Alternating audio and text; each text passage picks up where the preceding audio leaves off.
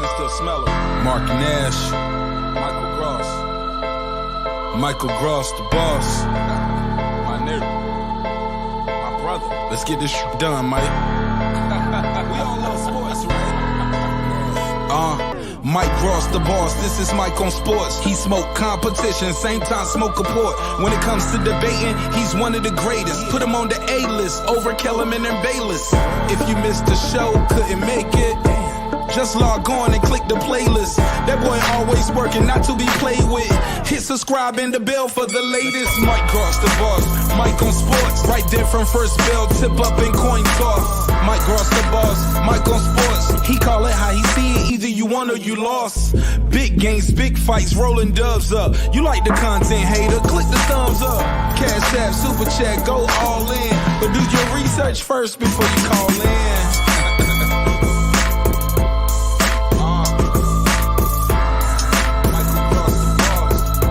Been waiting on. Yes, I am back. I am back. I am back. I am back.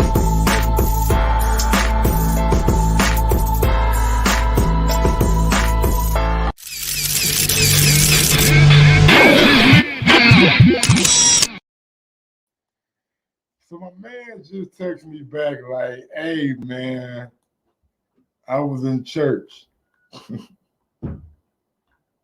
The man hit me back saying, man, hey, man, I was in church, bro. I got you, man. He said he ready, though. So I'm just doing a couple things in the background, and then we're going to get to it. I already sent him the what's calling, so we should be all set. But, yeah, man, he said he was in church. Just telling y'all what he told me.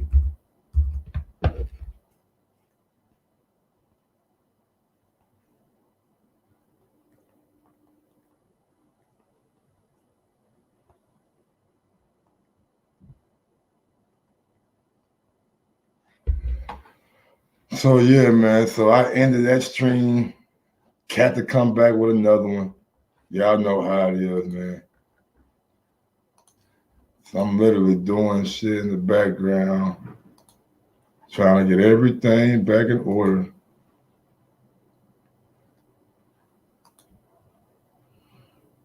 Because we good now, apparently.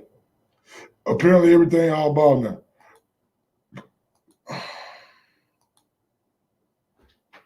I did not now. Telling you right now, this shit go sideways, man. Man down. Man, now this ain't even members only chat no more. Fuck it. Everybody can comment. Everybody can send a message. No, only subscribers.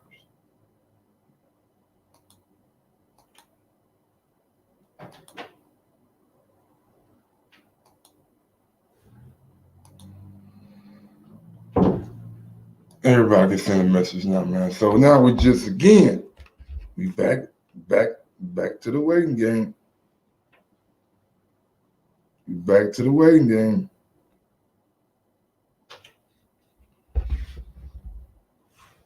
This shit crazy, man. Know how I go, bro. Know how I go, man. That door keep on that.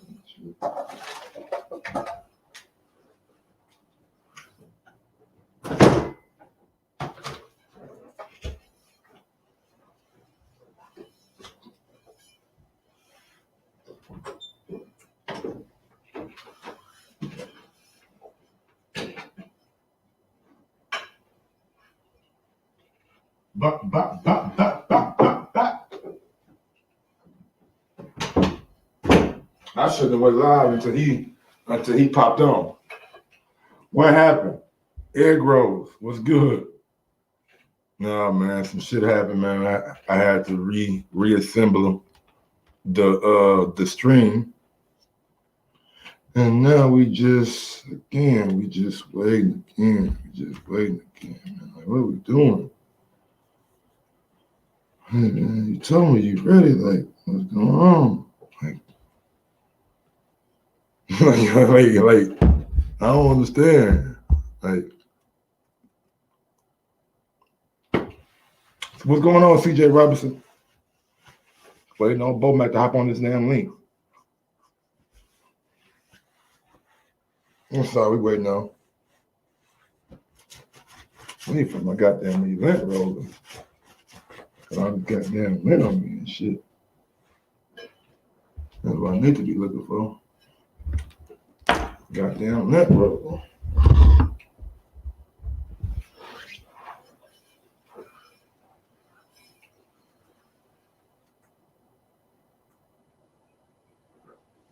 Whatever the fuck I want to.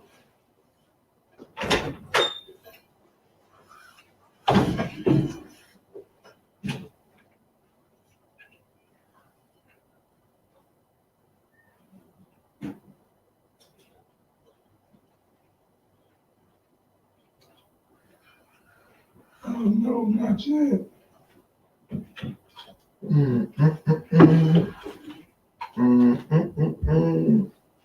Dun, dun, dun, dun, dun, dun. These dudes be taking.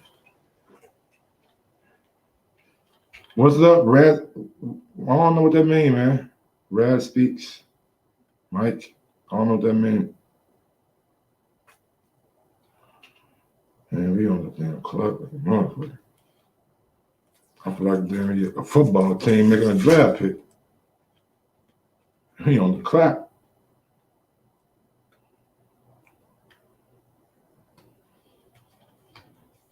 Be on the clock.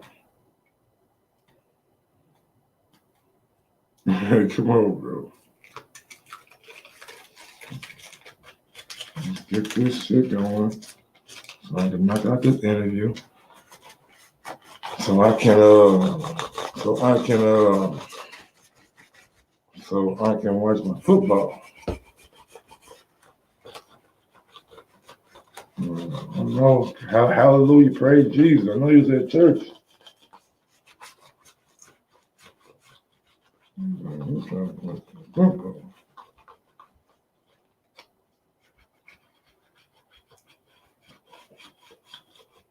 Let me see what we got. I ain't seen got one of the old school churches had you in all day. You probably in line. He said he just got out of church, so I don't know. Like, you far from the church.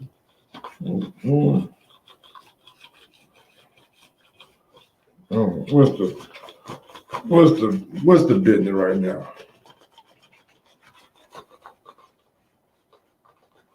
Man, he literally just texted me like, hey, I'm ready.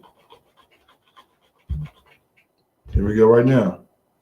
They said I'm backstage. I don't see you backstage. Hold on, man. Yeah, hold on.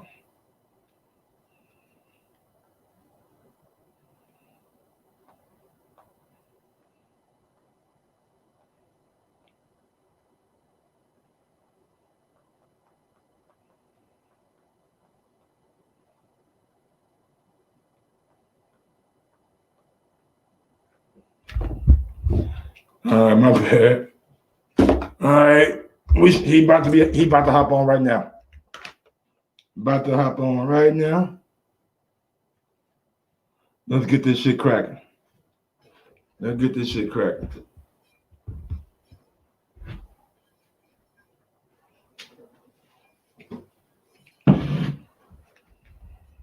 Let's get this shit cracking. All right, about to hop on right now. There we go. Is that him? No, that ain't him. Get this shit all the way live at 5. Mid pad 10. Mid pad 10. Here we go. Here we go. Here we go. Here we go again.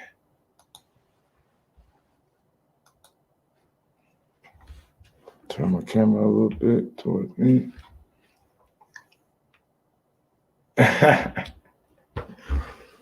Come on, Brandon, bro. This dude is wild. This dude is wild, bro. But y'all boys, wow.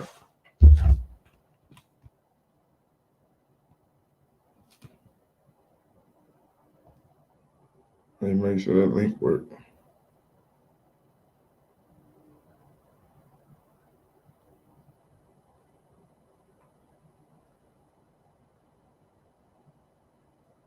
Yeah, you backstage. You're not backstage no more. You backstage on the old. On that one, use that one.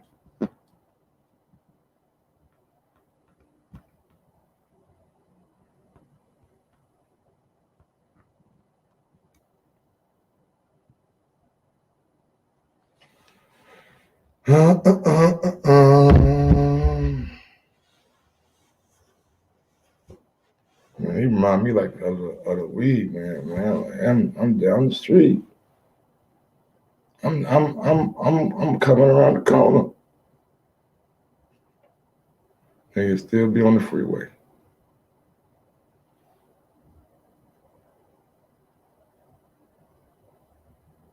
But it's crazy how you can see trees about to fall and shit. There we go. There go the man. There go the man itself, man. What's going on, Mr. Bo Mcintyre? Man, your phone breaking up. Say that again. So yeah, man, we cannot hear you. Can you hear me? Nuh-uh.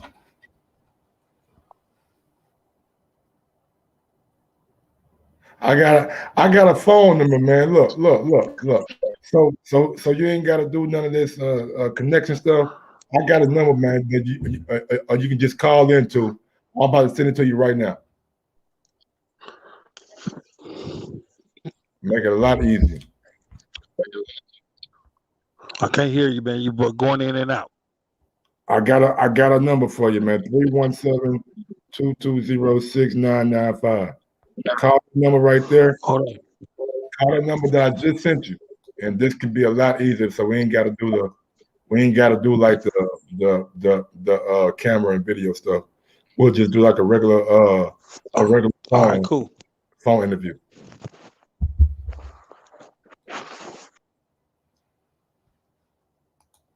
Yeah. We're gonna keep it simple. We're gonna keep it simple.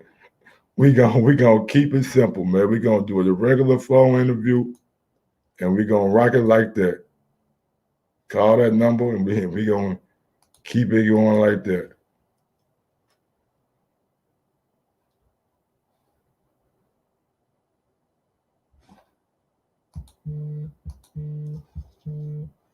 Yo, what's going on, Bo Matt? What's the word, man? Man, you tell me, man. You the man with the plan right now. Well, shit, man, I'm just working, man. That's all it is. I'm just working. It's damn sure a pleasure, to see you out there, We'll see you and Bud coming up with a game plan and y'all executing it to perfection. But before we get into all that, did you see Teofimo Lopez and George Kambosos last night? Man, Tifu got his ass whooped, didn't he? Man, Kambosos had a game plan and they stuck to the whole fight. Like I wasn't giving them like no chance. Like I thought Teofimo Lopez was gonna go out there, handle him because he was mandatory and didn't really know much about Kambosos, but other than he fought Lee Selby, and that was like a split decision or majority a decision, something like that. But you went out there last night, man, and was impressive. Yeah, he definitely took care of business, man. And but Teofimo couldn't get out of the way of that right hand for nothing in the world. Hell no. And the way he threw it and the way Kambosos set that right hand up was smooth, man. You know what I'm saying? I tell a lot of them young guys, he was throwing a throwaway jab, he was throwing a throwaway hook, he was throwing a wide hook, just so Teofimo can roll or lean right back into that right hand. He couldn't get away from it, man. Damn. Now let me ask you this, man. It was like rumors that T.O. was struggling to make the weight. He's struggling to make the weight. When does a trainer or a fighter know, man, you know what? 135 ain't worth us trying to make no more. We got to move up. when you get to that weight, when you finally get to that final weight cut, and it look like the fighter dying and shit, he's shaking, them they're crying, can't really walk or nothing. Then that's when it's time to move up. So it's time to move up. Do you think weight played an issue last night? Oh fuck yeah, probably did. He always had trouble making that weight. Because I remember when his career first started, he was fighting 35, and they had came and got Top Rank had hired my nutritionist, Perfecting Athletes, to help him out. And there's been many times where we didn't think he was gonna make it, and they did everything possible, and he made it. But then, like going into this fight, or like after the fight got canceled a couple of times, they was working with him, and then all of a sudden, Tiffany didn't want to work with him no more, and I knew the weight cut was going to be hard for him, and so this is the kind of performance that you get. See, he couldn't finish him.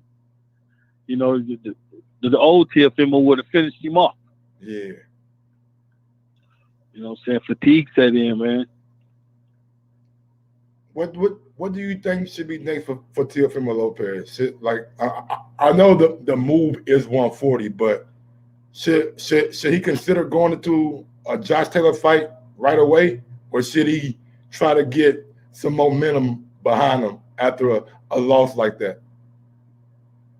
Well, I think he should just go ahead and move up to 140 and just weigh out his options and see what's out there. What's a good fight for him? You know, because it's some good fights out there, some good names out there that's even ranked at 140 that he can knock off and shit, and then get a title or go for a title run at 140. By that time, Johnson defended that title, and you know the question is he gonna move up to fight Terence, or you know? So I say fight 140, see what Josh's gonna do. If he's gonna stay there, maybe fight him, or just kind of wait it out, and try to give him a title at 40. What do you make of Josh Taylor as a fighter? Well, man, I never really watched him, man. I never really watched him. I probably watched him. You didn't watch him at Regis? No, shit, no. Oh, come on. I maybe watched a couple rounds of, maybe 1 or 2 rounds of Regis, maybe the last couple rounds, and I watched a couple rounds with him and Jose Ramirez, and I think that's it. Oh man, Josh pretty good, man. I like Josh. I seen him in the gym in Vegas last week. He's pretty big, man. That motherfucker tall as shit. He probably about 5'11", maybe 6 foot. It looked like he a little rangy. And then while we was working out, he sat there in the chair right at ringside and just watched Terence the whole time and shit. So I know what he was doing. That's what he got to do. I mean, if he thinking about going to a fight with Terence, I mean, you ain't gonna go in there like Josh respect the game. Like he ain't gonna go in there blind. Like he gonna want to know what Terence do. And I'm sure Bud didn't show him everything that day. He just showed him like some workout or something like that. But Josh want to know his mannerisms. Is that a fight that you guys would possibly consider taking next? Yeah, well, long as all the paperwork is right, Terence might consider it. As a training staff, we'll consider it. It all depends on what Terence want to do at the end of the day. Absolutely, absolutely. Speaking of Terence Crawford, man, take me back, man. Take me back to last weekend. I mean, you seen the message that I sent you before the fight even happened. I said, man, I got Terence stopping him 9-11, and boy, I'm a damn oracle, man. But just take me into the mindset of Team Crawford during training camp, during fight week, and on fight night. Well, I mean, it actually started, man. Let's see. This is November, you got October, September, you got August, probably July, around the end of July or somewhere around there. We started training. Before we Terence come in the gym like 3 times a week. But around the end of July, beginning of August, it was every day. We started doing every day. Then we started doing strength and conditioning training. So by the time we got to training camp, he was already in shape. And so right before we left, we always have to sit down and make sure that, all the T's is crossed and the I's is dotted, what we're going to work on when we get there. And one of the things he told me, was like, Bo, I want this one to be one of the hardest training camps that we ever did. I was like, okay, yeah, okay, no problem. So I knew what he meant by that, And so once we got to Colorado Springs, I know we already had been training, but once we got to Colorado Springs, we amped it up a little bit, and we amped it up as far as on our times. Our times that, we hit the gym with, what times we'll run, the time we get up in the morning, the times we go to bed. So what time were you guys waking up to start you guys' day, and what time were you guys ending the day to make sure that you got the necessary rest? Well, I was always up at 4:30. Wow. I was up at 4:30 every day, every morning, and depending on if it was the mountain, it would start getting light about 6:30. And this was when daylight saving times was almost over, right? So we still have a little time in the morning when it get light in the morning. So sometimes it'll start getting light about 5:30, closer to 6. And so by the time we get to the run, it's about a 30-minute drive. So I was up at 4:30. I'm getting everybody up at 5 o'clock in the morning. We out the door at 5:30, and then we want to be on that up the mountain at least by between 6 and 6:15. It's get that fresh air in us. Be the first ones to get up there and run, not having those cars come down the hill. When people want to go to work. So I wanted to get that in because it was when you run that mountain, you're running up in the mountain straight up for 3 miles straight up. There's no flat land. There's no nothing. You start off running straight up, 3 miles straight up. So it's already 6,000 feet above the sea level. And so when you get done with the run after 3 miles, it's about 75,000 feet. And then sometimes they'll run back down or we'll drive back down. We get home, everybody get their breakfast in. And, the different fighters that's in the camp, they'll go their different ways. Some will go back to their room, get on the game. Mm-hmm. Some will go back to sleep. You know what I'm saying? Because by the time we probably usually get done between 7 and 7:30, but we got to be at the gym at 1, So at 11:30, I'm waking everybody up, get some lunch, because we heading out the door at 12:30 to be at the gym at 1, because we want to be out the gym before the kids get there. Kids usually roll in about 4:30. 4 and 4:30. Yeah. And so I wanted Terence to be able to be out the way. I want to be able to blast his music. You got to watch the music while the kids are in the gym, respect to the gym. Absolutely. And then plus if it was that day if we had that day to swim, I want to be able to get in the pool, at least by 4:30, 5 o'clock when the kids get out of school. Everybody want to come over there because the YMCA is next door to a high school, and some of the kids come over there for swim lessons or they got a little beach pool over there before kids get over there and start doing their thing. So we up and out about 5:30 in the morning, and we're usually done about 6:37 at night. And then we go home, everybody eat, mess around, and then we're in the bed by 9:30, 10 o'clock. Oh, wow. Kids got to be clean. All the chores got to be done. Trash got to be took out. That's what the guys like. Guys that his workout partners. the guys that's in the gym back home that want to go and try to, work out with him, push him.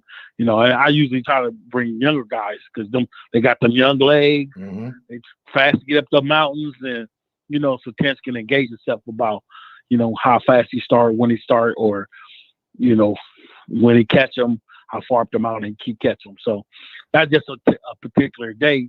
And then on Saturdays we don't do nothing but we just run and spar, no mid work, no nothing. So get up in the morning and either sprints or the mountain. We got 2 mountains we run, either the sprints or the mountain, and then we'll go spar at noon. Then we're done for the rest of the day. And then Sunday is a incline day. That incline with all the steps and shit. They do that shit. They try to get it done early. When we try to be on the mountain on the incline at least by 8:00 before everybody get there. Yeah, because sometimes that damn thing get packed and shit. You know what I'm saying? How big was the strength part of the camp? And the reason I asked that, because looking at the Sean Porter fight, everybody was going to be like, how is Terence going to take Porter's pressure? To me, it looked like Terence was not only the bigger guy, but the stronger guy. He was pushing Sean Porter around, walking him back to the ropes. Like what was he eating, and how big was strength in this camp? Oh, it was that, man. That was one of the most important things because, and when people say Terence is too small for 147, so that's just a fuel underneath the fire. When you tell this man, "Are you too small for this weight?" or "You can't do this," he's like, "Okay, all right." Our strength and conditioning guy is Jamie Belt, which is one of the best in the fucking business, man.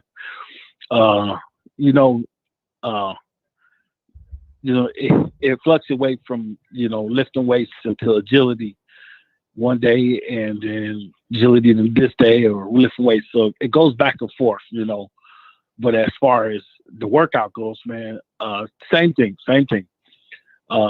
Jamie set the workout at 8:00. We out the door by 7:15, because he wants to get started right at 8:00. Mm-hmm.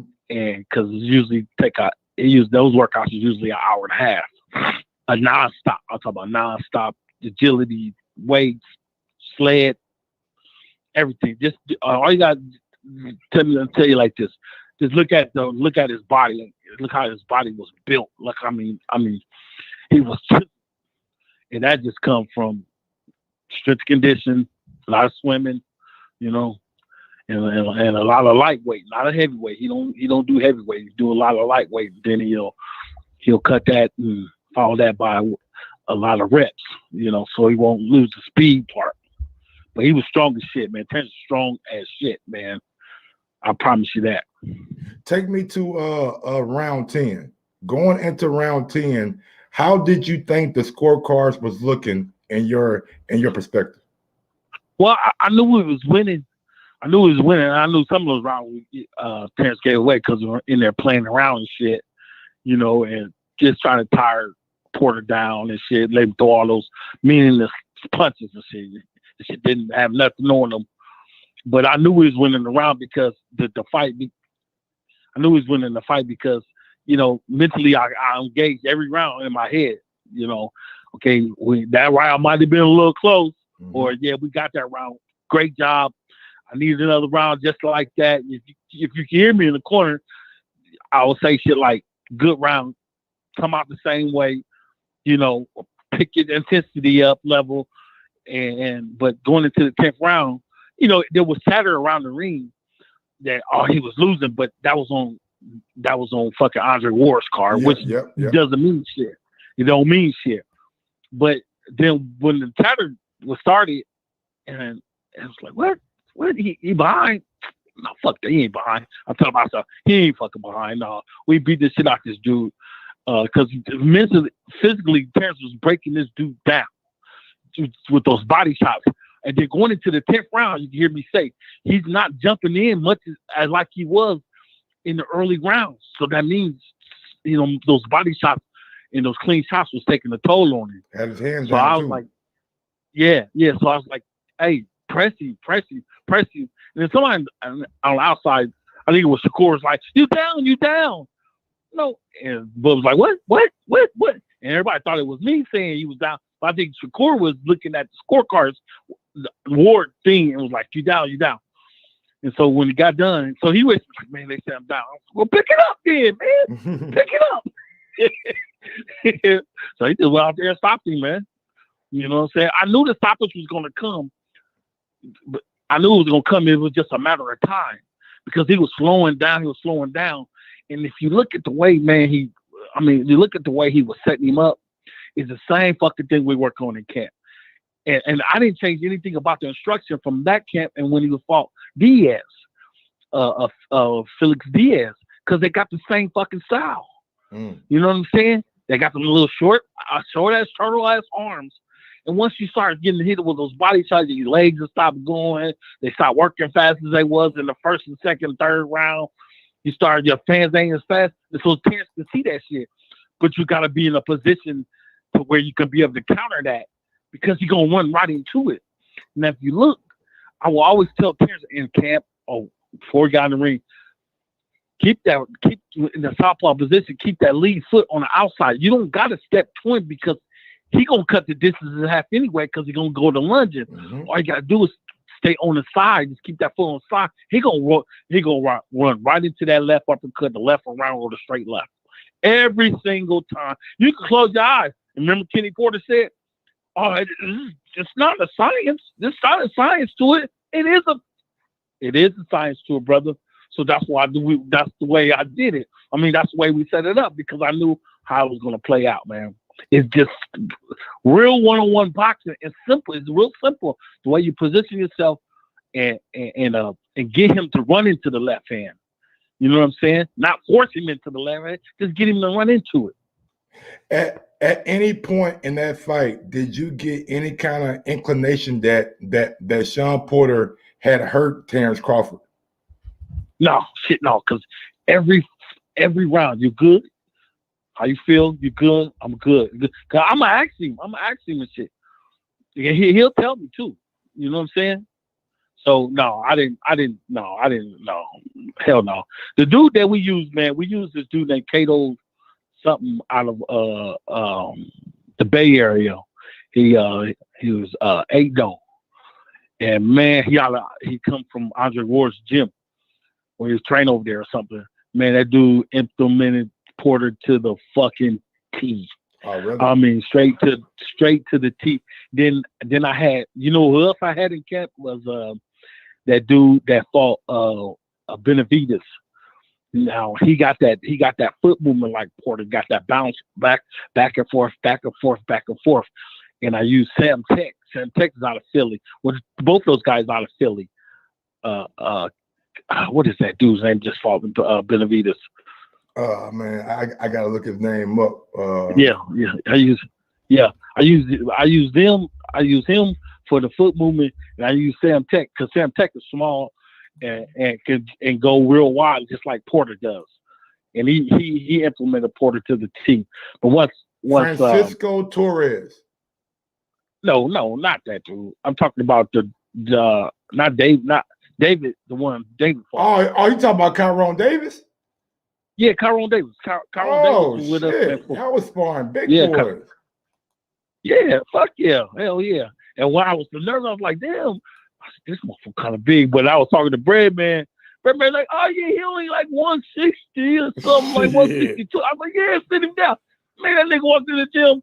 I said, damn, this nigga big as shit, man. I thought Bub was gonna say something to me. Man, Bud handled that motherfucker like, you know what I'm saying? Just handled him. I mean, man handled him, dude. You know what I'm saying? And then, you know, it was a good work because you know them Philly fighters, they tough as shit. Hell yeah. And they gonna bring it, and then they gonna talk that shit behind it too. And man, that was first, man. That was first. But Cato, go ahead. No. Cato. Hey, if one day,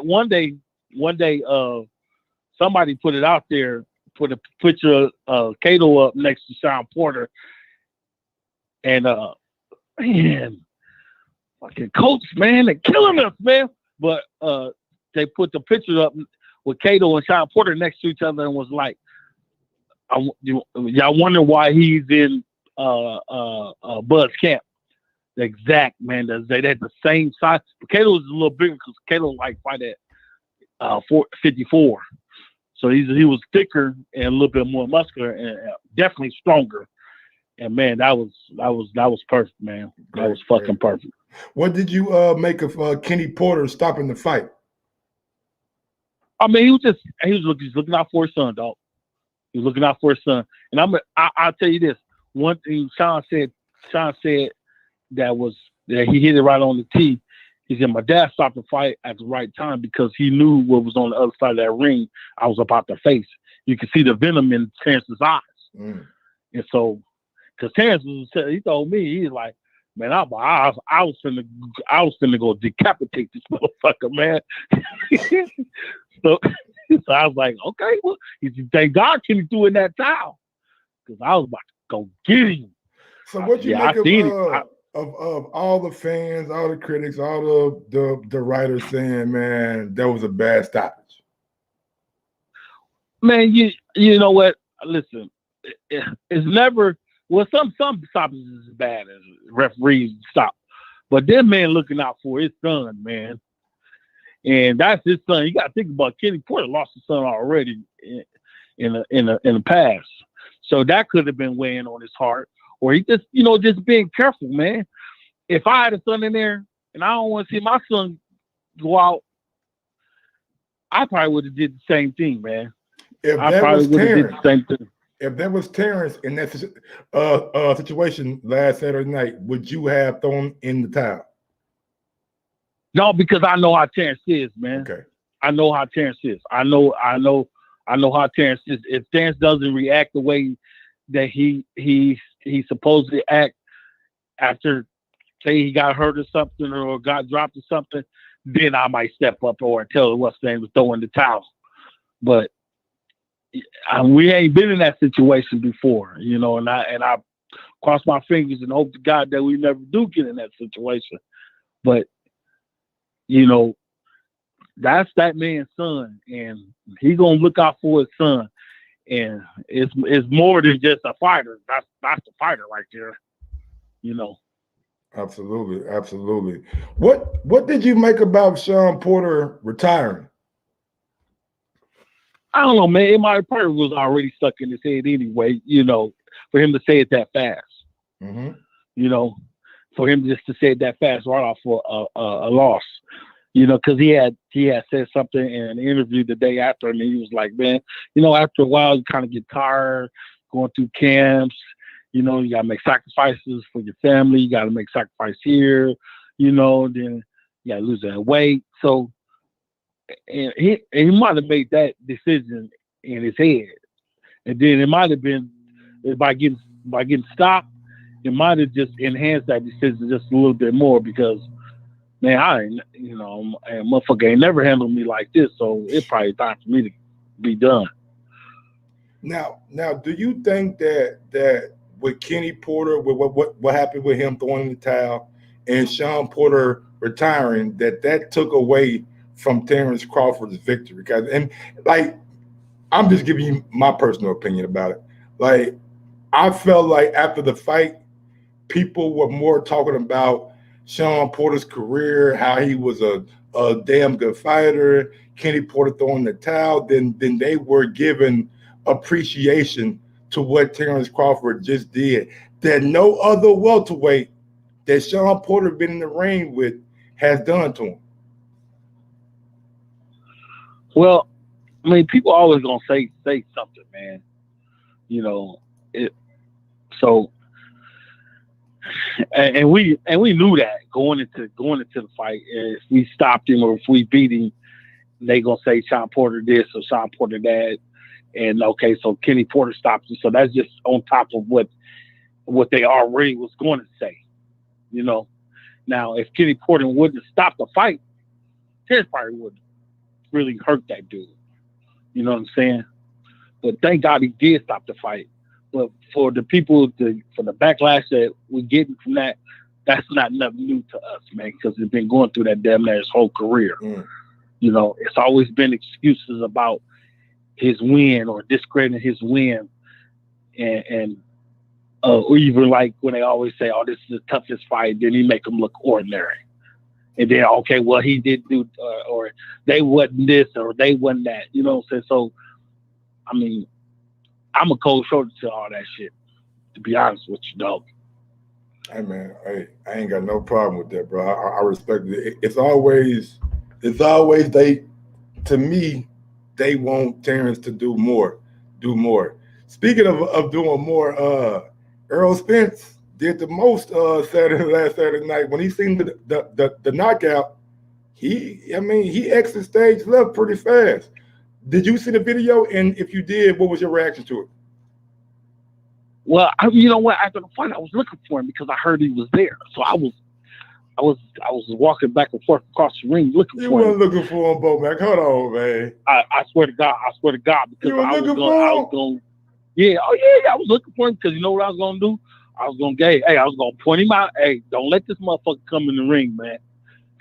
Oh, you was gonna do? Oh, come on, Bo. Oh, hell yeah, they did that to Bud, so I'm gonna do it. Oh, yeah, they did that to Bud. You know what I'm right. saying? Bud tried to get in the ring and make the fight, but he did it himself. Well, you know, the crowd booed his ass out. That's what I called it. They booed his ass out of there, man. You know, and he just got his ass up and left. Damn. So is that a fight that intrigues Bud next, or like my whole thing is this? I heard Bud in the past say, I don't want to fight Earl coming off that car crash. So does Bud want to fight Earl coming off that retina injury? No, I don't. You know, me personally, man, I don't think Bud even chasing that fight anymore, man. To be honest with you. Now, if it's on the table and it's the right,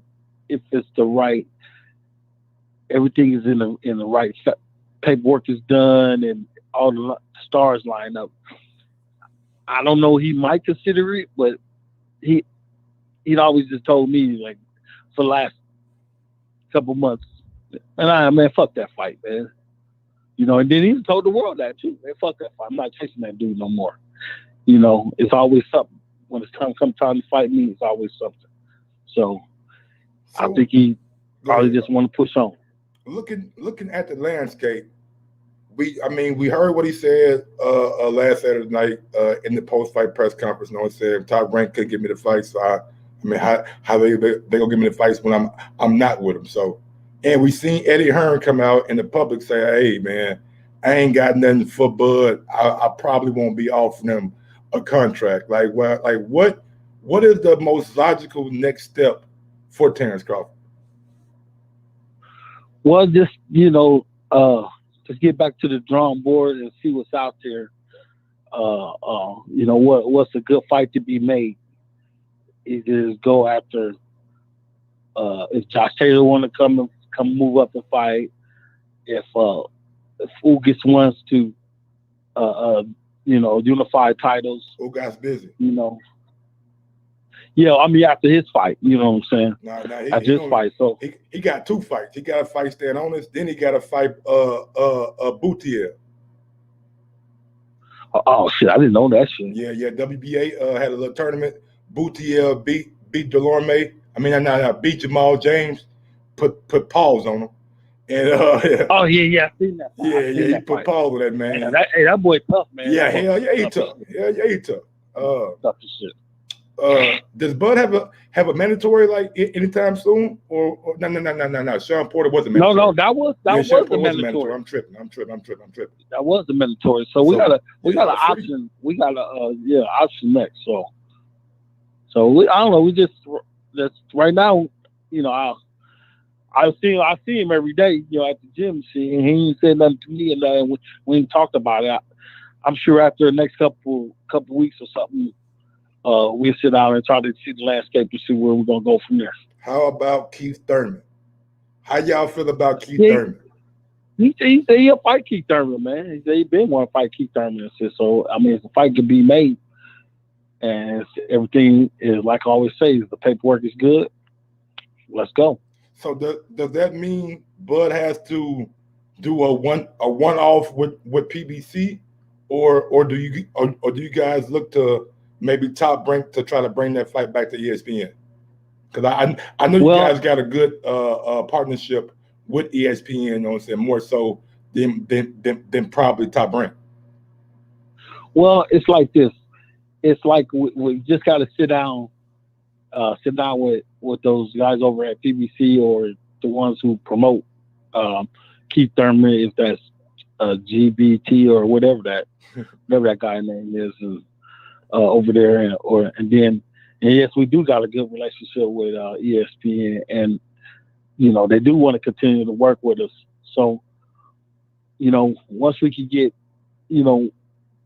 back to the drawing board, and me and Terence we get shit worked out, and then we'll find out, who on the chopping block, and then we'll go after the necessary parties that can be able to put this fight together. Man, putting on your boxing cap, take your Terence Crawford cap off. Who deserves to be pound for pound, Canelo Alvarez or Terence Crawford? Man, you know what? That's a tough one. That's a tough one. But I gotta go with TBC, man, for the simple fact what he's accomplished, and how he accomplished it in the fashion, and Canelo, them that did the same shit, but I'm sorry, man, I just have to go with the TBC. I'm saying TBC because I'm saying that brand over there. Absolutely. That brand is just more than just him. The way those guys over there with Bo Mack at the helm of it, and the way he put that team together over there of all kind of professionals from all around the country, and not just Omaha guys. The way he put that team together and the way they just producing champion after champions, I probably got to go with TBC because more than likely, that TBC brand over there is going to be much more brands going to be popping up with that team behind it. That team of professionals that's behind that TBC is more and more champions going to be popping up on that powerful pound list. I need you to finish. And then there's never been any controversy over there about any test. You know what I'm saying? I don't want to get too deep in everything. Yeah, okay. You know what I'm saying? Or y'all eating Omaha steaks. I know. I get it. I know. I got you. Yeah. But all right, man, I gotta go, man. Hey man, last thing. What are the expectations for Keyshawn Davis? Oh man, I'm gonna tell you like this, man. I'm so excited to work with that dude, man. That dude is hey man, that little knucklehead, man, has lit a fire underneath that coaching staff over there. Oh wow. Man. I promise you that. Because they so used to winning over there, right? Mm-hmm. They so used to winning. They so used to where, I mean, look, listen, this dude don't need much coaching. This dude is nice as shit, man. I promise you that. He is nice as shit. He just needs, only thing you got to tell Keyshawn is a few different things. He don't need a whole bunch of do this and do that and do this and do that. No, a little bit of this, a little bit of that. His punch selection is already just through the fucking roof. You know what I'm saying? His power is just through the fucking roof. And just put him on, we get him on the same regiment and the same things that Terence and Jamel and Steven Nelson and those guys do over there, to where they can make the weight easy and they can hydrate easy and the weight cut is easy. Just getting him to that point. And man, this dude he gonna blow that boxing world up at 35, man. Watch. Awesome. Sounds good. Watch. Last thing, I promise you that. Last thing, I need you to finish my sentence for me. If Terence Crawford fights Errol Spence, you gonna knock him the fuck out. Bo Mack, with that being said, man, thank you for your time. It's always a pleasure talking to you. And man, big ups to Team Crawford and Team Bo Mack. Yes, sir. Man. Appreciate it, man. Be good. Yes, sir. Shout out to my guy Brian Mcintyre, the legendary trainer of Terence Crawford, man. Y'all know I had to spice it up at the end. Y'all know I had to spice it up at the end. You know I had to spice it up at the end. I did it on purpose. I did it on purpose. I did it on purpose. For all y'all Spence fans, y'all know what Bo Mac stands. For all y'all Earl Spence fans, y'all know what Bo Mac stands. Oh, we're going to have fun today, man. 317-220-6995. Number to call in if you want to call in. If you want to somehow join the panel, I see my guy Money Brown TV out there. Give me your reaction to what Bo Mac said. I mean, got a long interview. We had a pretty long interview, about 45 minutes, 35, 45 minutes. Phone lines are open, big dog. Big ups to my guy, AI, man. Respect. Big ups to my guy, LV Slugger on the super chat. He says, salute to Mike and Bo Mac for this exclusive interview, but it's one of a kind when he gets in that ring. And why I call him the modern day Ray Robinson, not Sugar Ray. Now we ain't talking about Sugar, we talking about Ray Robinson, the old school nigga, old school killer. What's going on, TY, man? TY, you on mute. I can't hear you. What's up? Can you hear me? Yes, sir. Talk to your boy, man. How you like the interview? Oh, that was dope, man. I see you still getting them Heyman stimulus checks. You out here working. I ain't getting no Heyman stimulus checks, man. Man, yeah, that was a good interview, man. I like what he said, man. Man, that boy Tiafimo, man, that boy was tripping last night. Yeah, man. I'm surprised Bo Mac watched that fight last night. He was like, yeah, I watched. Yeah, man. T.O. got his ass beat, didn't it? Couldn't. Man, it was the perfect storm of inactivity, weight drain, believing your own shit, overlooking the opponent. Man, that boy had a chin on him, man. He was in good shape. Yeah, he had a chin, and he was hungry. So like he came to win. Like he ain't come to fucking lay down. Like he ain't come for none of that fugazi shit last night. Did you see the interview with Radio Raheem and T.O. Senior? Man, he just let him talk. I seen like 10 minutes of it, man. He talking about he going back to ESPN doing pay-per-views. I'm like, bro, you think Bob about to put you on a fucking pay-per-view? Yeah, Bob gonna make him crawl back. Shit. Bob gonna make him pay for that shit. Man, Bob, man, if he move up to 140, man, it ain't no lightweight. So like it's Pedraza, is the Potter, it's some dudes over there for you. It's Jose Ramirez, like. He might be a little better served over there because, man, he looked too bulky for the weight. He wasn't as fluid. He was gassed, so he might be better served. But, you know, it depends on where his confidence is right now because he took a big hit and he ate a big slice of humble pie. So, but he's more likely he'll be fresher at that weight. But, hey, we got to see what he going to do up there. Money Brown TV, what's good, my brother? My brother Mike, what's going on, bro? Great interview with Bo Mac, man. That was some good. I appreciate it, homie. No doubt. Bo Mac. Oh, peanut brittle head ass. Yeah, Bo Mac a character, man. Hey, man. Hey, I didn't know they had Keyshawn Davis though. Hell yeah. My dude told me that this morning, man. Like I said, hold on. Keyshawn, like yeah, Keyshawn over there with Bo Mac. I said, man, I'm gonna definitely slide that in before because I know as soon as if I ask him, because I know how talented Keyshawn is. He gonna be like, oh man, hell yeah, man, that motherfucker. Shit, he did that. He did exactly that. I mean, he worked with fucking even though Shakur ain't on the team, but he worked with Keyshawn Davis and Shakur Stevenson. Man, hell yeah, with Shakur Stevenson too, man. It's like they just had to fight. It's all it was. Yeah, but I see y'all talking about that fight last night, boy. That boy George Kambosos made me say his name. You hear me, Mike? That made me say his name. Say my name, Money Brown. George Kambosos. George? Not George Floyd, but George Kambosos around this motherfucker. Man, George went out there and they put on the show. I thought Tio was gonna knock that boy out. Bro. I was talking. I'm like, man, Tio gonna walk through that man. He gonna knock him out.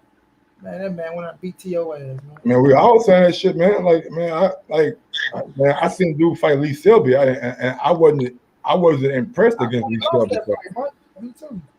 So I'm just yeah.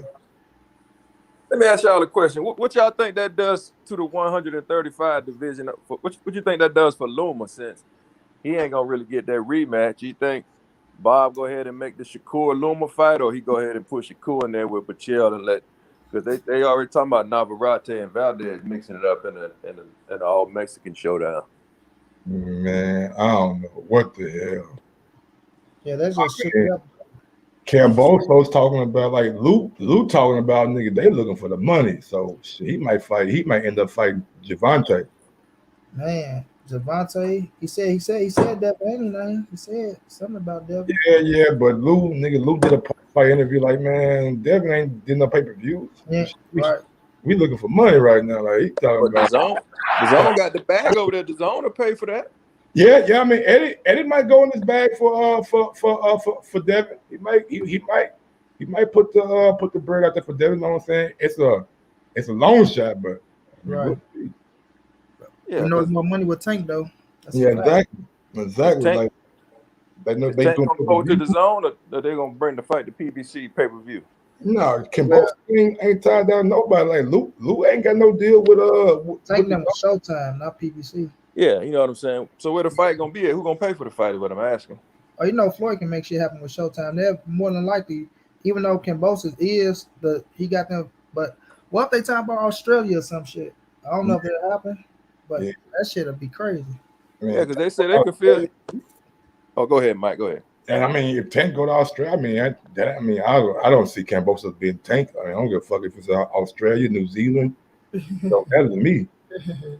Like, shit, if I was Tank, that's some international exposure. Yeah. Australia, though, is it still locked down? Like, I know, like, some like UFC fighters, like, they got to be on quarantine 28 days before they can get back into Australia. So I ain't pay attention to that. Probably is shit. One thing about that fight, I don't see Tank going over there to Australia, even though George got all the belts. But I mean, Tank, that's a wonderful fight for you. If you want the belts, my nigga. If you want them belts, talking about easy money. I mean, shit, that's easy money. Yeah, I was just saying for, you know, maximizing it, because, you know, Australia. Not saying Tank ain't got no fans like that was one down, but, you know, Australia, boy, they'll come out for that shit. Yeah, he ain't putting 80,000 in no stadium. George said he put 80,000. I said 80,000. Tank better go. They did like 40-some thousand with Pacquiao and Horn, so he said he bigger than Pacquiao. Damn, Australia trying to steal all the belts. Let's see if this Castano Charlo fight go through. Then Tim Tszyu might try to steal him on this. Yeah, that motherfucker coming. Yeah, they say that fight gonna happen in Texas though. They say that's in February or some shit. Yeah, Castano Charlo. Yeah. But didn't Tszyu step aside or something like that for the winner? No, Tszyu ain't step aside. Tszyu he was up next. Oh yeah, I think Tszyu did step aside for the WBO, something like that. You're right. Yeah, them boys trying to steal another undisputed. Well, he wasn't undisputed, but you know what I'm saying, steal him another multiple belt fight. I mean, it's smart. I mean, shit. I might well wait for him, unless Charlo gonna drop him right after it, and I doubt he do. And Charlo gonna have a mandatory coming up with Sebastian Fundora take on Sergio Martinez or Sergio Garcia or something like that. Oh, you talking about the dude that's like 7 feet? Yeah. Nigga like 6'7", 6'7", 144, yeah. Probably weighing in by 185 every fight. Oh, okay. That's what's up. Mike, what's up, man? I'm gonna go ahead and end this show, man. I'm gonna come back with another TO show, man. Make that the topic. Probably set it for about like 4:00, something like that. And let me ask you this, because Mike, what's your thoughts on Fulton, man, and Brandon Figueroa? Man, Fulton showed me some more dog again, man. Man. And then think he had. I mean, I've been underestimated fool like the last couple of fights, and he keep on showing me like, nigga, I can do it all pretty much. He was pushing Brandon at times last night, catching him with that left hook at me overly. Repeatedly with left hook. I'm like, God damn.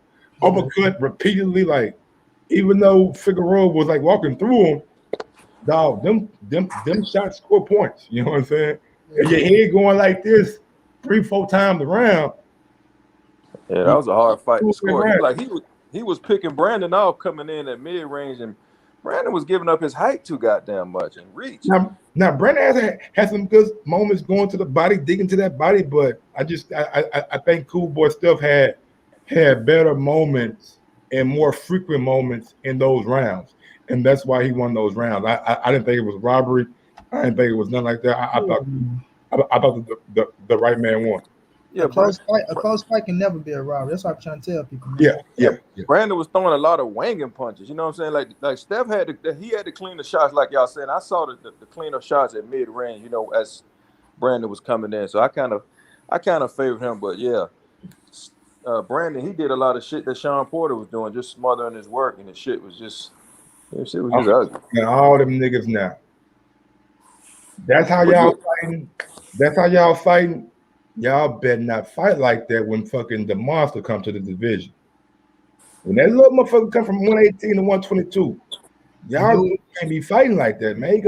He gonna chin check you, one of you motherfuckers. He gonna slug their ass. I'm trying to tell you. I'm telling you, ask no Nito. That's my guy, man. That's he's talking about a new it. Yeah, man. They can't be throwing rock 'em, sock 'em. Oh, you hit me, I hit you. No, when he hit you, you ain't gonna be hitting back.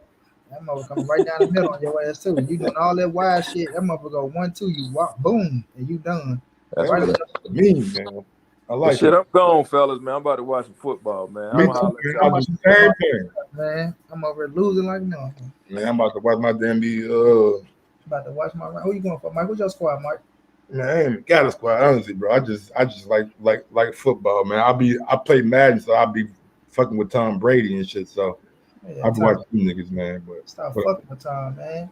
Shit. For the most part, I mean, if I had a team, I'd probably ride with Lamar now, man. Lamar's something special. Man, that boy's something special, man. I got my rounds, man. We gotta go down here and Green Bay. Rams nice too, man. Rams. Shit. Man, that boy Matthew Stafford has fucked us 2 weeks in a row, 26 points in 2 weeks. Man, Matthew looking like the fucking nigga. He forgot that he played for the Lions. I mean, for or some shit, man. That nigga throwing picks left and right. I'm like, God damn, Matt. Man, not open. But some of them balls got tipped though, so some ain't really his fault. Yeah. Well, if you go down here in Green Bay though, boy, I'm praying to beat. I'm dying to just get a win against motherfucking Aaron Rodgers. I don't give a fuck. Them up about half a point. Yeah, man. Got them Aaron them bad, man. That's a bad boy. But I'm leave with this though, bro. When Bud fight Earl, Bud getting knocked the fuck out, y'all. Yeah, Bo, man. I love it. I got them. Great interview, though, my brother. Appreciate it, Money Brown. Shout out to my guy, Money Brown TV, man. I'm about to go hop on this show one day this week, man, for sure. I'll be back with another show. Don't worry. I got you. I'll be back with another show, man. Let me kick my feet back right quick, man. I done gave y'all 2 shows. Let me kick my feet back right quick, man. Till next time, y'all know what it is. Yes, sir.